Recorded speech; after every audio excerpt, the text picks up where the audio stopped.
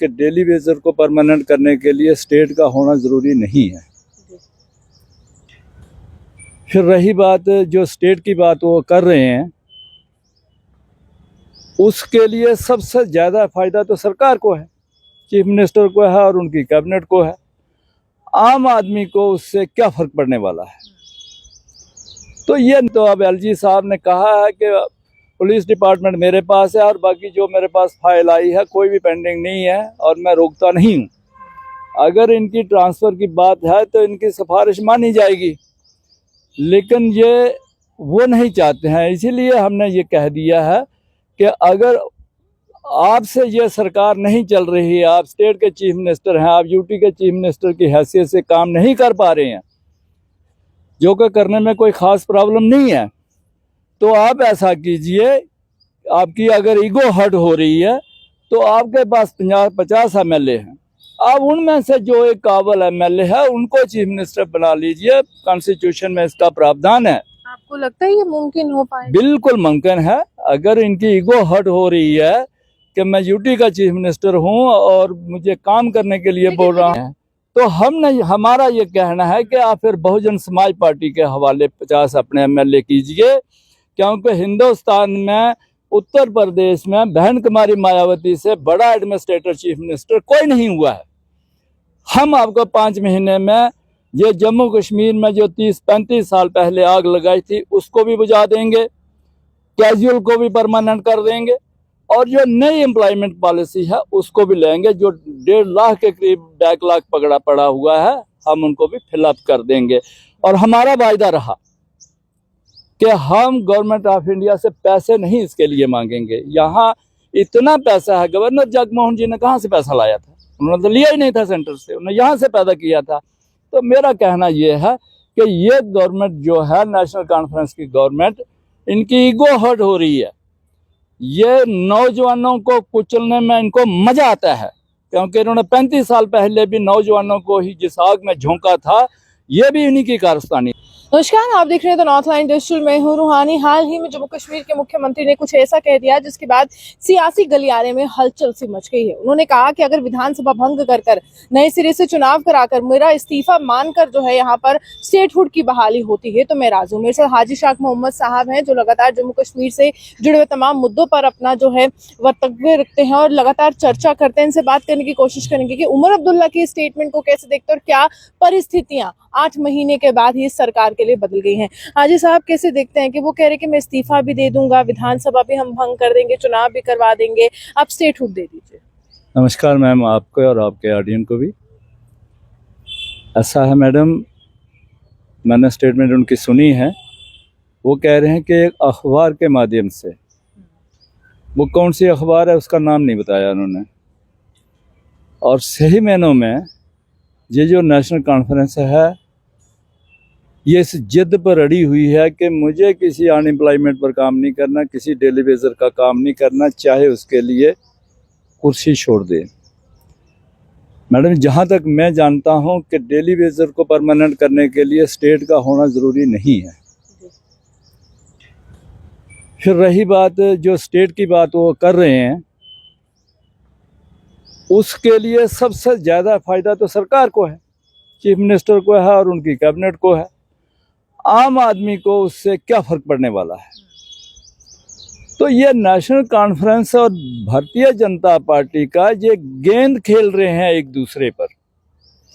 पहले national conference ने कहा कि हमारे जो ऑफिसर हैं ये हमारी बात नहीं मान रहे, ट्रांसफर नहीं कर सकते, ये भी कहा। अब ट्रांसफ़र के लिए ये कितने अतावले हैं कि गवर्नमेंट मुलाजिम को क्यों आप बखेरना चाहते हैं? अगर कोई सिस्टम है तो अब एलजी साहब ने कहा है कि पुलिस डिपार्टमेंट मेरे पास है और बाकी जो मेरे पास फाइल आई है कोई भी पेंडिंग नहीं है और मैं रोकता नहीं हूँ। अगर इनकी ट्रांसफ़र की बात है तो इनकी सिफारिश मानी जाएगी, लेकिन ये वो नहीं चाहते हैं। इसीलिए हमने ये कह दिया है कि अगर आपसे ये सरकार नहीं चल रही है, आप स्टेट के चीफ मिनिस्टर हैं, आप यूटी के चीफ मिनिस्टर की हैसियत से काम नहीं कर पा रहे हैं, जो कि करने में कोई ख़ास प्रॉब्लम नहीं है, तो आप ऐसा कीजिए, आपकी अगर ईगो हर्ट हो रही है तो आपके पास 50 एमएलए हैं, अब उनमें से जो एक काबिल एमएलए है उनको चीफ मिनिस्टर बना लीजिए, कॉन्स्टिट्यूशन में इसका प्रावधान है। आपको लगता है ये मुमकिन हो पाए? बिल्कुल मुमकिन है। अगर इनकी ईगो हर्ट हो रही है कि मैं यूटी का चीफ मिनिस्टर हूं और मुझे काम करने के लिए बोल रहा हूं। हाजी साहब, जब ये चुनाव लड़े गए थे उस समय भी तो यूटी था, कहाँ स्टेट था? ये तो पहले से ही यूटी चल रहा है, तब जानकारी थी ना। मैं यही कहने जा रहा हूं कि जब नेशनल कॉन्फ्रेंस इलेक्शन में गई थी तो उस वक्त यूटी में इलेक्शन लड़ी गई थी। किस आदमी ने प्रॉमिस किया था? मैनिफेस्टो भी यूटी में बनाया था। यूटी का मैनिफेस्टो था। गवर्नमेंट ऑफ इंडिया ने किस डॉक्यूमेंट पर प्रॉमिस के साइन कर रखे आपके साथ जो आज आप काम नहीं कर रहे हैं और उसके लिए अड़ गए हैं? तो हमने इसीलिए कह दिया था कि अगर आपके पास 50 एमएलए में से एक भी आदमी अगर कोई काबिल है तो कॉन्स्टिट्यूशन में प्रावधान है, आप उनको चीफ मिनिस्टर बनाइए और पीछे से आप पार्टी हेड्स की हैसियत से काम कीजिए। अगर उन 50 में से भी कोई नहीं है तो हमारा ये कहना है कि आप फिर बहुजन समाज पार्टी के हवाले 50 अपने एमएलए कीजिए, क्योंकि हिंदुस्तान में उत्तर प्रदेश में बहन कुमारी मायावती से बड़ा एडमिनिस्ट्रेटर चीफ मिनिस्टर कोई नहीं हुआ है। हम आपको 5 महीने में ये जम्मू कश्मीर में जो 30-35 साल पहले आग लगाई थी उसको भी बुझा देंगे, कैजुअल को भी परमानेंट कर देंगे और जो नई एम्प्लॉयमेंट पॉलिसी है उसको भी लेंगे। जो 1.5 लाख के करीब बैकलॉग पकड़ा पड़ा हुआ है हम उनको भी फिलअप कर देंगे। और हमारा वायदा रहा कि हम गवर्नमेंट ऑफ इंडिया से पैसे नहीं इसके लिए मांगेंगे। यहाँ इतना पैसा है, गवर्नर जगमोहन जी ने कहाँ से पैसा लाया था? उन्होंने तो लिया ही नहीं था सेंटर से, उन्होंने यहाँ से पैदा किया था। तो मेरा कहना यह है कि ये गवर्नमेंट जो है नेशनल कॉन्फ्रेंस की गवर्नमेंट, इनकी ईगो हर्ट हो रही है। ये नौजवानों को कुचलने में इनको मजा आता है, क्योंकि इन्होंने 35 साल पहले भी नौजवानों को ही जिस आग में झोंका था ये भी इन्हीं की कारस्तानी थी और आज ये लोग वही तौर तरीका अख्तियार कर रहे हैं। तो इसलिए हमारी रिक्वेस्ट भी है, अपील भी है कि बच्चों के साथ मत झगड़ा कीजिए, इनके साथ मत टकराओ, इनका काम कर दो, ऊपर वाला देख रहा हो सकता है। आज अगर हम कहें एसेंशियल सर्विसेज की बात करते हैं, बिजली और पानी ये दोनों ही आते हैं, लेकिन बिजली विभाग के जो डेली वेजेस हैं वो 72 घंटे की उन्होंने स्ट्राइक कर दी है।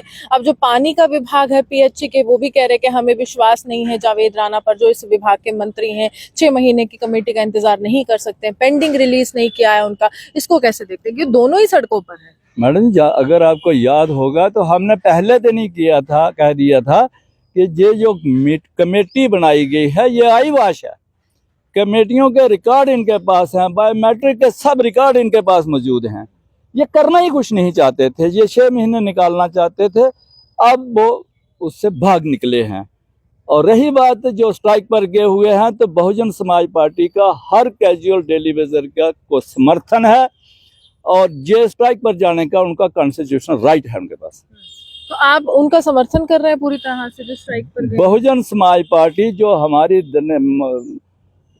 राणा साहब के नेतृत्व में, दर्शन राणा के नेतृत्व में जो काम कर रही है पूरी Bahujan Samaj party, casual daily Vaser और जो तंग लोग हैं, जिन लोगों को मतलब उनकी फैसिलिटी से महरूम रखा हुआ है, हम उनके साथ खड़े हैं और डेली वेजर का फुल समर्थन करते हैं। देखिए, साफ तौर पर डेली वेजेस के साथ है, अनएम्प्लॉयड यूथ के साथ है, बेरोजगार युवाओं के साथ है और लगातार समाज के उस वंचित वर्ग के साथ है जिसके साथ लगातार जो है अन्याय हुआ और आज तक जिसको अपने अधिकार नहीं प्राप्त हो सके। फिलहाल जम्मू कश्मीर में 8 महीने हो चुके हैं सरकार बनाए हुए, हाहाकार हर तरफ मची हुई है, कोई भी मसला हल नहीं हो पा रहा है और जम्मू कश्मीर के जो मुख्यमंत्री है वो यहाँ पर केंद्र शासित प्रदेश बनाम राज्य की बात कर रहे हैं, यानी कि वो पिसते हुए नजर आ रहे हैं। और प्रधानमंत्री के सामने भी उन्होंने कह दिया कि देखिए आप हमें जल्द ही स्टेटहुड वापस कर देंगे, हमें उम्मीद है। लेकिन फिलहाल ये तो केंद्र सरकार ही जाने कि वो क्या करने वाली है जम्मू कश्मीर के लिए। लेकिन फिलहाल जम्मू कश्मीर की सरकार कहीं ना कहीं विफल होती हुई नजर आ रही है और यहाँ पर विकल्प के तौर पर हाजी साहब कह रहे हैं कि हमारे हवाले अपने तमाम विधायक सौंप दीजिए, हम आपको बताते हैं कि कैसे प्रशासन चलाना है और कैसे जनता पर शासन करना और कैसे लोगों के अधिकार जो है उनको दिलाने हैं। आप यूं हमारे से बने रहिए, देखते रहिए नॉर्थलैंड डिजिटल। जम्मू से नमस्कार।